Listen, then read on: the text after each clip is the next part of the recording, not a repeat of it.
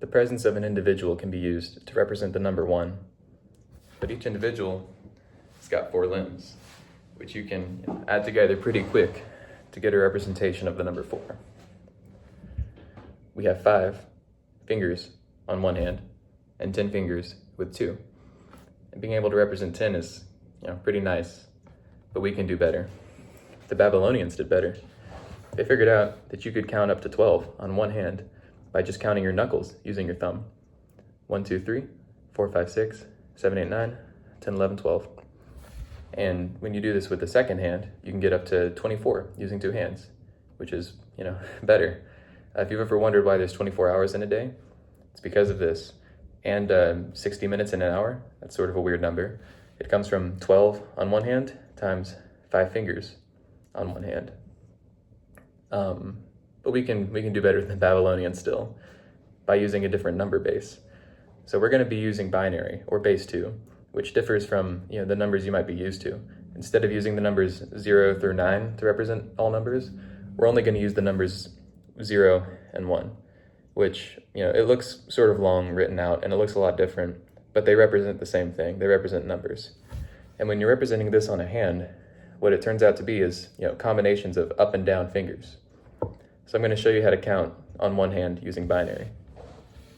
1, 2, 3, 4, 5, 6, 7, 8, 9, 10, 11, 12, 13, 14, 15, 16, 17, 18, 19, 20, 21, 22, 23, 24, 25, 26, 27, 28, 29, 30, 31. 31 on just one hand. And the great thing about binary too is that it scales up. If I add in a second hand and 5 more options, I don't get 62.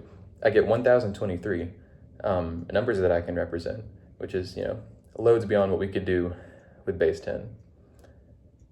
But we can do better because we don't have to just do simple up and downs on our fingers. We have knuckles.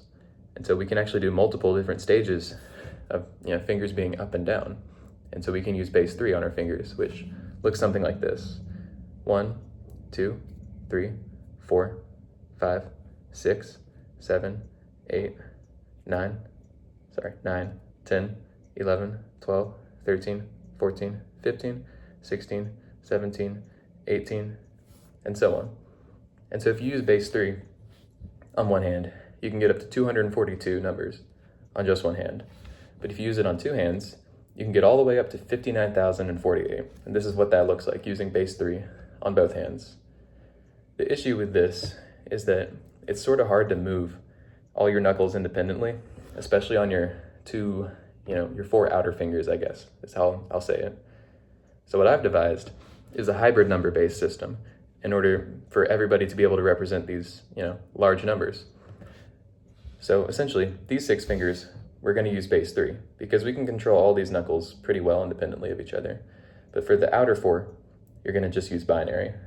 So using this hybrid system, you can count up to 107 using one hand and 11,663 using 2 hands, which isn't as good as the base 3 with 2 hands, but it's something that everybody can do. So I think there's a lot more utility in it. And we can still do better because, why do we only have to use our fingers? If this binary system is just anything that is like, on or off, up or down, all we have to do is find every body part that you can consciously control, manipulate, and it essentially just works like an extra finger. So for example, like your wrists, you can move your wrists up and down. You can also tilt your wrists. And those 2 options, it's like having 2 more fingers on each hand.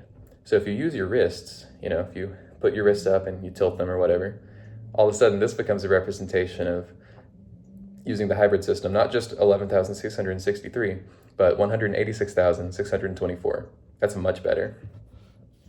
But why stop there? We got elbows, we got shoulders that we can not only lift, but also rotate. And so if you do all of those things, all of a sudden you can get up to 11,943,935 numbers. That's very good. But why stop there? There's all these things on our face that we can, manipulate as well. Like we got eyes, you could, wrinkle your nose, open your mouth, stick out your tongue. You could even make a sound like that, that counts too. Move your neck as well. And so if you put all of those together, you can get up to 1,528,823,807 different combinations. And this is what it would look like. But you don't have to stop there either. I mean, I'm not going to stand up and show you, but there's joints and things you can move the lower part of your body as well. You know, you can twist in the chair. You can move up your thighs and your shins and your feet. And then toes, it's sort of hard to independently control all of your toes, but most people can just, extend and contract them. So I think that counts like an extra finger as well. And if you factor all of that in, you can get up to 782,757,789,695 different possible combinations, which is probably the limit to what most people can comfortably represent. Now, if you are, double jointed, or if you're a guy, let's be honest, we've got an extra thing that we could use like a finger if we needed to. If you could do all that, you could get some higher numbers, like using all that, you could get to 7,925,422,620,620,671. But that's just, not really feasible for most people to do. We can do better. All the numbers I've mentioned so far haven't accounted for the fact that you can just use zero. Zero counts as a number. Just don't represent anything using anything. So really, the highest number that most people can represent would be 782,757,789,696.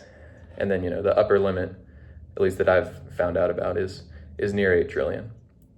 So there you go. That's the highest number that a human being can represent. If you can think of any ways to improve this system, please let me know in the comments. And thank you for watching.